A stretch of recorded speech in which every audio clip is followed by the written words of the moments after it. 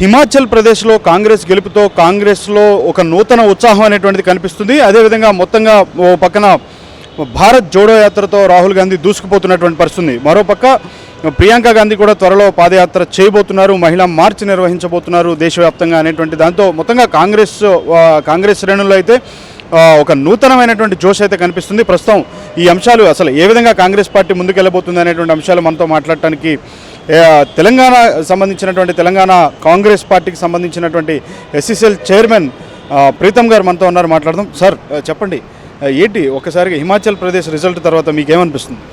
హిమాచల్ ప్రదేశ్ ఎన్నికల రిజల్ట్ ఏదైతే ఉందో దాని ద్వారా మనకు క్లియర్గా స్పష్టంగా అర్థమయ్యేది, రాహుల్ గాంధీ చేపట్టిన భారత్ జోడో యాత్ర ఏదైతే ఉందో అది పూర్తి స్థాయిగా దేశంలో ఎవరైతే కులాల పేరుతో మతాల పేరుతో ఈరోజు విచ్చలవిడిగా ఈరోజు రాష్ట్రాన్ని దేశాన్ని విభజించే పాలన చేద్దామనే ప్రయత్నంలో ఉన్నారో అటువంటి వాళ్ళకు చెంపపెట్టుగా ఈరోజు హిమాచల్ ప్రదేశ్ ఎన్నికల రిజల్ట్ మనకు కనిపించింది.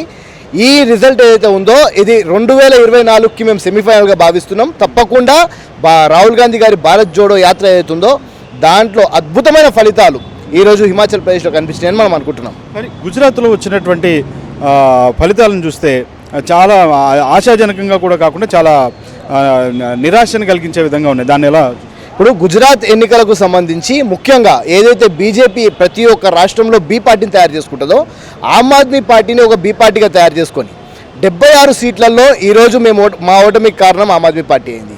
ఆమ్ ఆద్మీ పార్టీనే కాకుండా మజ్లిస్ కూడా బుజ్జనే నియోజకవర్గంలో మజ్లిస్ పూర్తి స్థాయిగా ఒక మైనార్టీ ఓట్లను చీల్చింది. అంటే కాంగ్రెస్ పార్టీ ఎక్కడెక్కడ అయితే బీజేపీ అయితే మైనార్టీ క్యాండిడేట్స్కి సీట్ ఇవ్వదు, ఎక్కడైతే కాంగ్రెస్ పార్టీ మైనార్టీలకు సీట్ ఇస్తుందో అక్కడ మాత్రమే ఎంఐఎం పోటీకి నిలబెట్టి ఒక మైనార్టీ అభ్యర్థిని మైనార్టీ ఓట్లను చీల్చే క్రమంలో బీజేపీకి తొత్తుగా మారి ఈరోజు వాళ్ళ మోచేతి నీళ్లు తాగుకుంటూ అమిత్ షా సంకలనం ఆడుకుంటూ ఈరోజు వీళ్ళు పనిచేస్తున్నారు. అటు ఆమ్ ఆద్మీ పార్టీ కానీ ఇటు ఎంఐఎం కానీ. దానివల్ల గుజరాత్లో ఓడిపోయింది. మరి గుజరాత్ ఎన్నికలు ఒక్కటి గెలుపు పొందినామని చెప్పి బీజేపీ నాయకులు చెప్పుకుంటున్నారు. మరి పూర్తి దేశంలో 7 చోట్ల ఎన్నికలు జరిగినాయి. అటు ఉత్తరప్రదేశ్లో 5 సీట్లు పోటీ చేస్తే ఒక్కటి రాలే, అటు బీహార్లో పోటీ చేస్తే జేడీయూ మీద ఓడిపోయినారు, అటు ఆమ్ ఆద్మీ పార్టీ మరి ఢిల్లీలో వీళ్ళనే ఓడగొట్టింది.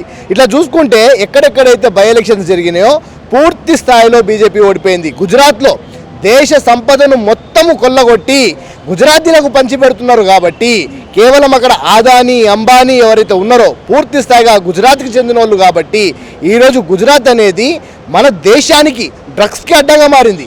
3000 కోట్ల డ్రగ్స్ ఆదాని పోర్ట్లో గుజరాత్లో పట్టుబడ్డాయి. వీటన్నిటికీ వాళ్ళు కాపలా కాస్తున్నారు కాబట్టి వాళ్ళ ద్వారా డబ్బు పంపిణీ చేసి గుజరాత్ ప్రజలను మోసం చేసిండ్రు. ఈ మోసం ఎక్కువ రోజులు ఉండదు, తొందరలో బయటపడుతుందని మేము అనుకుంటున్నాం. అయితే భారత్ జోడో యాత్ర జనవరి 26తో ముగియబోతుంది. మొత్తంగా భారత్ జోడో యాత్ర చూస్తే మాత్రం కాంగ్రెస్ పార్టీ శ్రేణుల్లో ఒక ఉత్సాహం అయితే కనిపిస్తున్నటువంటి పరిస్థితి. అంటే ఎలా నడుస్తుంది, అసలు ఎలాంటి స్పందన వస్తుంది? భారత్ జోడో యాత్ర అనేది ఇది కేవలం కాంగ్రెస్ పార్టీది కాకుండా ఈరోజు ప్రతి ఒక్క రాష్ట్రంలో, అంటే మనం తమిళనాడులో చూసుకుంటే స్టాలిన్ గారు వచ్చినారు, అదేవిధంగా మహారాష్ట్రలో పూర్తి స్థాయిగా శరద్ పవార్ గారు సపోర్ట్ చేస్తున్నారు. రాను రాను ఇంకా మిగతా పార్టీలు ఏవైతే యూపీఏ పక్షంలో ఉండేనో కొన్ని ఎన్డీఏ పక్షాలలో ఉన్న పార్టీలు కూడా మాకు సపోర్ట్ చేయడం జరిగింది భారత్ జోడో యాత్రకి. భారత్ జోడో యాత్ర జనవరి 26కి ముగిసినప్పటికీ కూడా దాని ఫ్లేవర్ ఏదైతుందో అది 2024 దాకా కనిపిస్తుంది. భారత్ జోడో యాత్ర అనేది కేవలం ఒక పాదయాత్ర కాదు, అది కూడా కాంగ్రెస్ పార్టీ లెక్క ఒక ఆలోచన, ఒక ఐడియాలజీ. అంటే దేశంలో ఎప్పుడైతే ఒక 2 వర్గాల మధ్యలో చిచ్చుపెట్టే ప్రయత్నం జరుగుతుందో అక్కడ భారత్ జోడో గుర్తుకొస్తుంది. ఎప్పుడైతే హిందూ ముస్లింల మధ్యలో, ముస్లింలకు సిక్కులకు మధ్యలో, సిక్కులకు క్రిస్టియన్లకు మధ్యలో, మాలామాదిగకు మధ్యలో ఈ విధంగా వివిధ కులాల మధ్యలో చిచ్చుపెట్టే పార్టీ అయితే బీజేపీ పుట్టుకొచ్చిందో ఈ బీజేపీని పూర్తి స్థాయిగా 100 లోతుల అడుగులకు తొవ్వి పాతి పెట్టేంత వరకు భారత్ జోడో నడుస్తుంది. అది మనసులలో నడవాలి. రాహుల్ గాంధీ పాదయాత్ర నడిస్తే కేవలం అది 26వ తారీఖుకి ఆగిపోయినప్పటికీ కూడా మా మనసులలో భారత్ జోడో 2024లో బీజేపీని పాత్ర పెట్టేంత వరకు పనిచేస్తారని మేము అనుకుంటున్నాం. అయితే రాహుల్ గాంధీ చూస్తే మొత్తంగా అంటే అందరినీ కూడా ఏకీకృతం చేసేటువంటి నినాదంతో భారత్ జోడో యాత్ర చేస్తుంటే త్వరలోనే అంటే ఏ రోజైతే రాహుల్ గాంధీ పాదయాత్ర ముగుస్తుందో, భారత్ జోడో యాత్ర ముగుస్తుందో ఆ రోజు నుంచే ప్రియాంక గాంధీ, మీ ఏఐసిసి ప్రధాన కార్యదర్శి ప్రియాంక గాంధీ, ఆవిడ కూడా మహిళా మార్చిని నిర్వహించబోతున్నారు. దేశవ్యాప్తంగా కూడా రాజధాని ప్రాంతాల్లో పాదయాత్ర చేయబోతున్నారు. ఎలా ఉండబోతుందంట? అంటే ముఖ్యంగా ప్రియాంక గారి పాదయాత్రకు సంబంధించి పార్లమెంట్లో చట్టం తీసుకొచ్చిన 33% రిజర్వేషన్ మహిళల కోసమని, అదేవిధంగా ఈరోజు లోకల్ బాడీస్లలో కూడా 33% ఈరోజు మహిళలు గట్టిగా నిల్చొని మాట్లాడగలుగుతున్నారంటే అది సోనియా గాంధీ గారి పుణ్యం. రైట్ టు ఎడ్యుకేషన్ తెచ్చింది కూడా కాంగ్రెస్ పార్టీ. సో కొన్ని నినాదాలు ఏవైతే మేము పార్లమెంట్లో చట్టాలు తెచ్చినామో ఆ చట్టాలను ఈరోజు ప్రతి ఒక్క చోట మహిళలను కలుపుకపోవడానికి ఈరోజు ప్రియాంక గాంధీ గారు పర్టికులర్గా మహిళా మార్చ్ పెడుతున్నారు.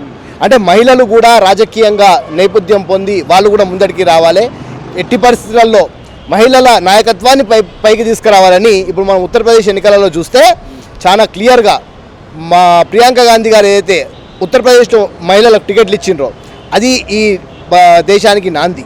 ముఖ్యంగా 50% ఉన్న మహిళలకు 50% వాళ్ళకు హక్కులు రావాలి, వాళ్ళకు రిజర్వేషన్లు రావాలి. వాళ్ళు కూడా పార్లమెంట్లో అసెంబ్లీలో నిల్చున్నప్పుడు వాళ్ళు కూడా మాలకి నిల్చొని మాట్లాడాలి, వాళ్ళు ఎక్కడ తక్కువగారని చెప్పి ప్రియాంక గాంధీ గారు ఈ యాత్ర చేపడుతున్నారు.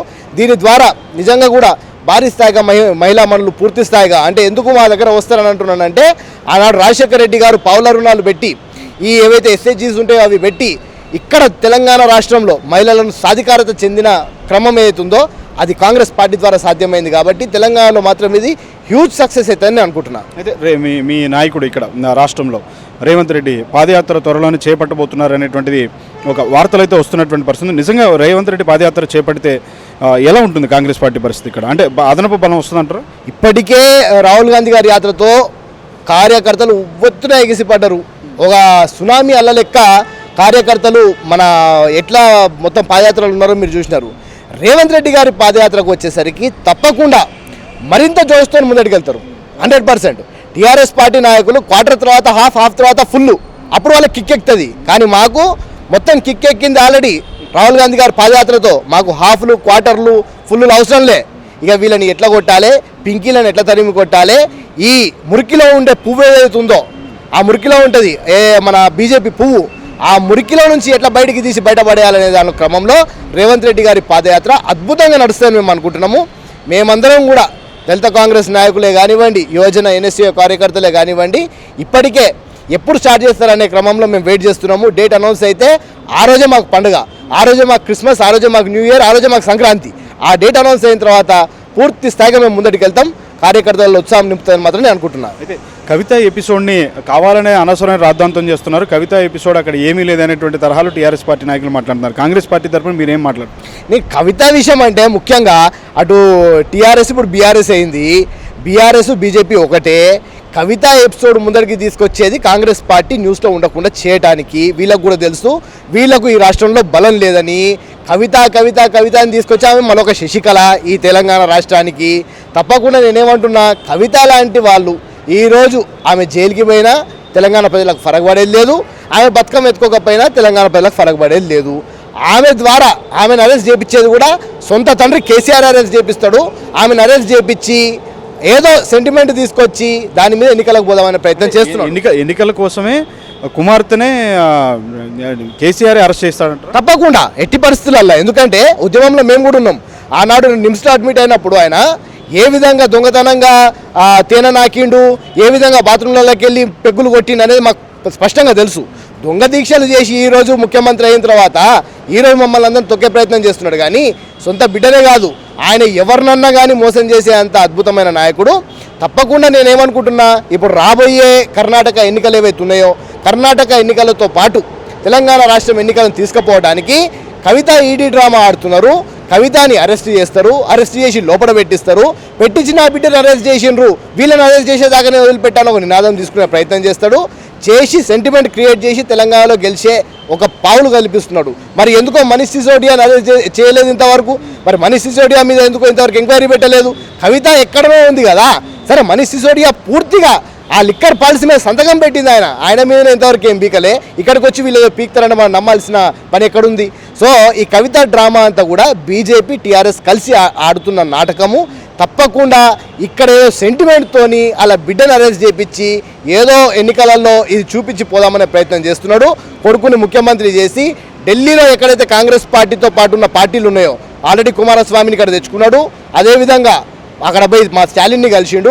ఎందుకో బీజేపీతో మిత్రపక్షాలు ఉన్న పార్టీలను మాత్రమే కలవట్లేదు. ఎందుకు కలవట్లేదు అని అంటే కాంగ్రెస్కి భవిష్యత్తులో ఏమైనా సీట్లు తక్కువ పడి యూపీఏ ప్రభుత్వం ఫామ్ చేసే క్రమంలో పక్క పార్టీలు ఏమైనా సపోర్ట్ చేస్తే ఆ పార్టీలను ఈయన కొనుక్కునే ప్రయత్నం చేస్తున్నాడు తప్ప నిజానికి బీజేపీ టీఆర్ఎస్ ఒకటే.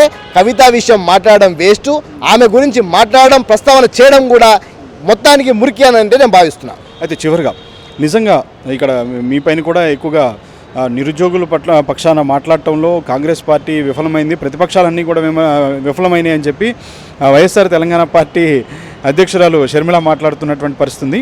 అయితే మొత్తంగా చూస్తే షర్మిల నిజంగా బీజేపీ వదిలిన బాణమేనా? కాంగ్రెస్ ఏ విధంగా చూస్తుంది? అది బీజేపీ వదిలిన బాణం అని నేను అనుకోవట్లేదు, టీఆర్ఎస్ వదిలిన బాణమే. ఈరోజు టీఆర్ఎస్ వాస్తవానికి కాంగ్రెస్ పార్టీకి వ్యతిరేకత ఉన్న ఓటుని కట్ చేయడానికి అటు షర్మిలాని అటు బీఎస్పీని ఇప్పుడు మళ్ళీ కేఏపాల్ని కూడా తీసుకొస్తుంది. కేఏపాల్ ఏ విధంగా జోకర్గా నటిస్తుందో చూసిండ్రు, ఆయన కూడా 700-800 ఓట్లు గెలిచిండు. ఇప్పుడు పవన్ కళ్యాణ్ కూడా తీసుకొస్తారు తొందరలో, జనసేనాని కూడా తెలంగాణ రాష్ట్రంలో పెడతారు. అంటే ఏ అభ్యర్థి గెలిచినా, కాంగ్రెస్ పార్టీ కానీ టీఆర్ఎస్ పార్టీ కానీ ఏ అభ్యర్థి గెలిచినా ఎవరి మెజారిటీ అయినా కానీ ఒక 5,000 నుంచి 8,000 మధ్యలో ఉంటుంది. ప్రజా తీర్పు అనేది 5 నుంచి 8,000 మధ్యలో ఉంటుంది. ఆ 5 నుంచి 8,000 మధ్యలో ఓట్లు ఏవైతే టీఆర్ఎస్ పార్టీకి వ్యతిరేకత ఉన్న ఓట్లు కాంగ్రెస్ పార్టీకి పడితే కాంగ్రెస్ పార్టీ గెలుస్తుంది. ఆ వ్యతిరేకత ఓటు అనేది వైఎస్ఆర్టీపీకి, బీఎస్పీకి, జనసేనకి, ఇతర పార్టీలకు మల్లుతే అటు కాంగ్రెస్కి పడకుండా ఉంటే మళ్ళీ టీఆర్ఎస్ గెలుస్తుంది అన్న ఒక నీచమైన రాజకీయం, దరిద్రమైన రాజకీయం, ఏనాడు చూడనంత దరిద్రమైన హీనమైన రాజకీయాలు ఈ తెలంగాణలో నడుస్తున్నాయి. ఈరోజు మరి వైఎస్ఆర్టీపీ షర్మిల గారు ఈరోజు బయట తిరుగుతున్నారంటే ఆ తిరగడానికి కారణం కూడా వాస్తవానికి కాంగ్రెస్ పార్టీ ఇచ్చిన భిక్ష. ఒకవేళ రాజశేఖర రెడ్డి గారిని ఆ రోజు ముఖ్యమంత్రి చేయకపోయి ఉంటే తెలంగాణ నినాదంలో ఆ రోజు పి జనార్దన్ రెడ్డి గారు 44 మంది ఎమ్మెల్యేలతో సోనియా గాంధీ దగ్గరికి పోయినా కూడా ఆనాడు తెలంగాణ నినాదంతో ఒకవేళ పి జనార్దన్ రెడ్డి గారిని ముఖ్యమంత్రి చేసి ఉంటే రాజశేఖర రెడ్డి గారు కనుమరుగైపోయేటోళ్ళు. వాస్తవానికి 33 సంవత్సరాల వయసులో రాజశేఖర రెడ్డి గారిని పీసీసీ అధ్యక్షుని చేసి పీఠం ఎక్కించి ఆయన ముఖ్యమంత్రి చేస్తే ఆయన పెట్టిన పథకాలన్నీ కూడా కాంగ్రెస్ పార్టీ ద్వారా ఆమోదం చెందిన పథకాలు.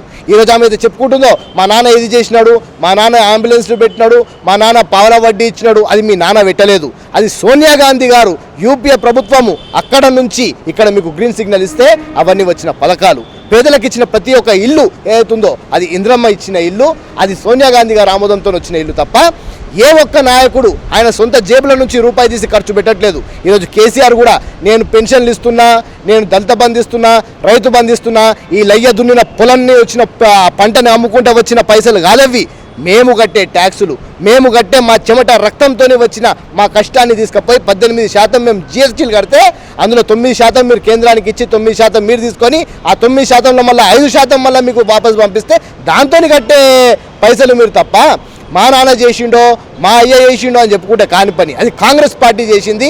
ఈరోజు కాంగ్రెస్ పార్టీ ఉంటే ఆమె రోడ్ల మీద తిరుగుతుంది. ఆమె కాంగ్రెస్ పార్టీని విమర్శించడం హాస్యాస్పదం. ఆమె నామ ఒకసారి మొహము అద్దంలో చూసుకొని ఆమె నామ ఒకసారి నవ్వుకోవాలి. నేను నిజంగా మాట్లాడేది కాంగ్రెస్ మీద నాని ఉంచుకోవాల్సింది పైన ఉంచితే ఎవరి మీద పడుతుంది, వాళ్ళ మీదనే పడుతుంది. ఈమె చేసే పని అదే అని నేను భావిస్తున్నాను. Thank you sir. ఇది ప్రీతం గారితో ప్రత్యేక ఇంటర్వ్యూ.